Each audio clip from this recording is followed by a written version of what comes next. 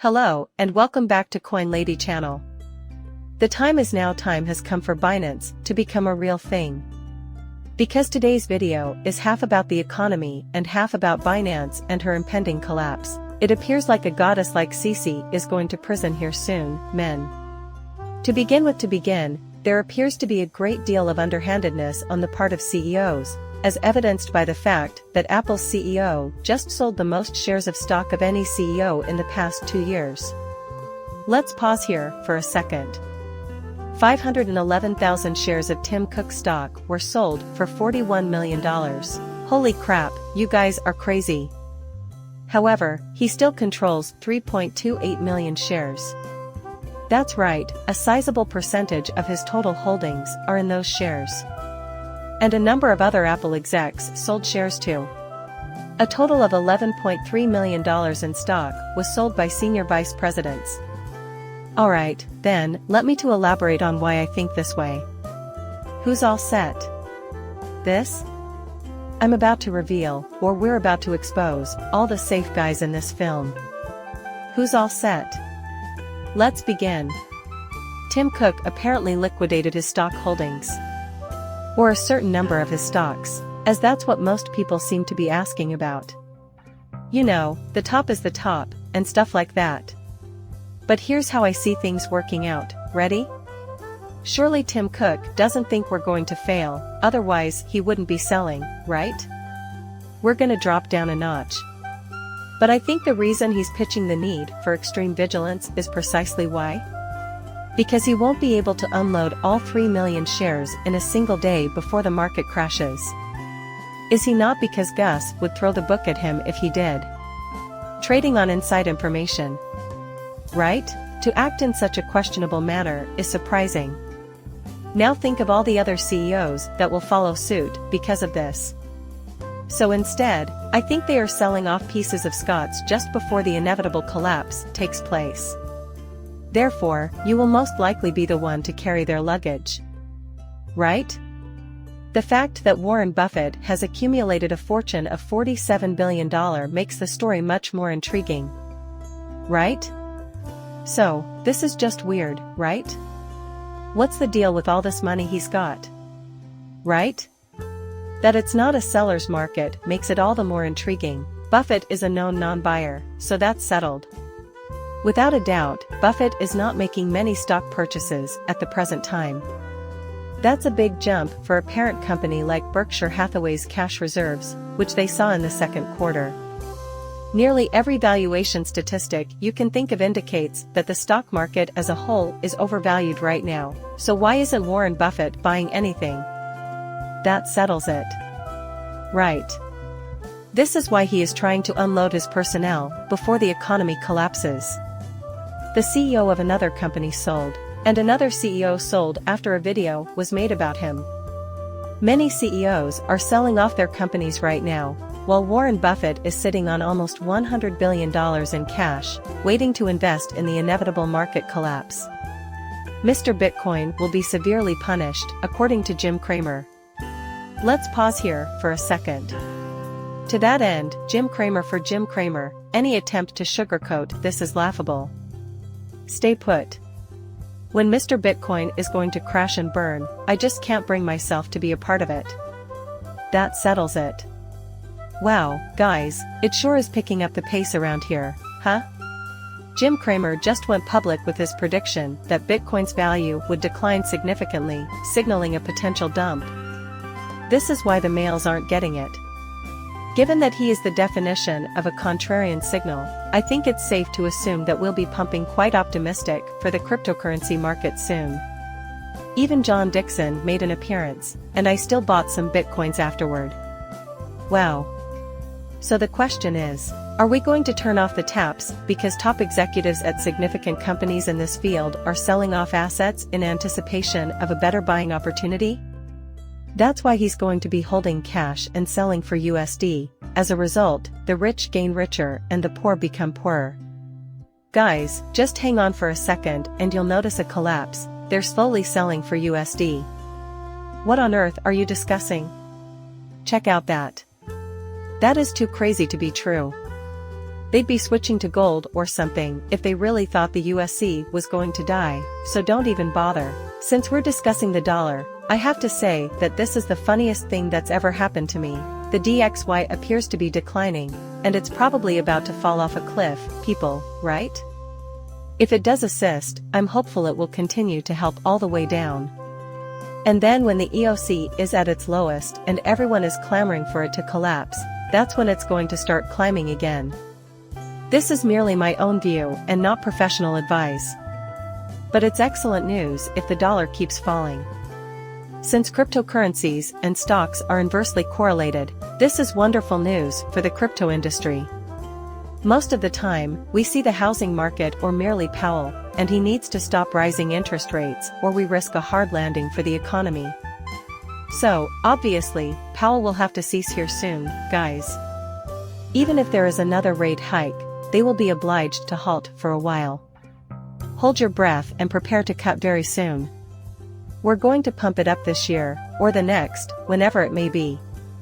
Then after that, there will be one more celebration before the onset of the financial crisis. Another one seems to have bit the dust as we discussed how everything will eventually decay and become dust. Hamas is cryptocurrency wallets, as evidenced by Justin Israel's claim that they had captured the group. I mean, what? Oh, since Israel uses the term Binance. In the eyes of the health industry, Hamas is the crypto wallet gang. That settles it. Hamas operates with a single unified bank. Right. This means that we should have warned them not to steal your keys or cryptocurrency. Exactly. That should serve as a warning to everyone who stores cryptocurrency on a centralized exchange, like the ones we have now. Right? That they didn't do this in 2018, when we first heard about it and when it was confirmed, is the weirdest thing ever. They assume we're just making it up. And keep in mind, $600 won't even get you into orbit. AK-47 in space. According to rumor, all of Abundance's staff members are required to read the following piece. Several cryptocurrency wallets associated with the Palestinian militant group Hamas have been frozen by Israel. This week, local news outlets have reported an increase in violence in the Gaza conflict, which coincides with the crackdown. What the heck, you guys? This is so insane, I just can't believe it. This is just mind-boggling, right? The conflict has no place being compared to digital money. It is, nevertheless, the case. That's the insane part, right? Take a cue from Israel, where a special cyber police unit is working with the country's Ministry of Defense and the BNews cryptocurrency exchange to track down and freeze Hamas's Bitcoin fundraising wallets. Now that everyone has guns, it's happening more frequently. Right. They had the power to prevent it. They have the ability to put a stop to the 600 hours of daily session transfers if they wanted to. A total of $600 in cash for each separate purchase. Right. But now they've decided to use bias to shut down crypto accounts in Israel. Just wow. Remember, America is currently attempting to aid Israel, thus the Department of Justice will not be coming after BNews.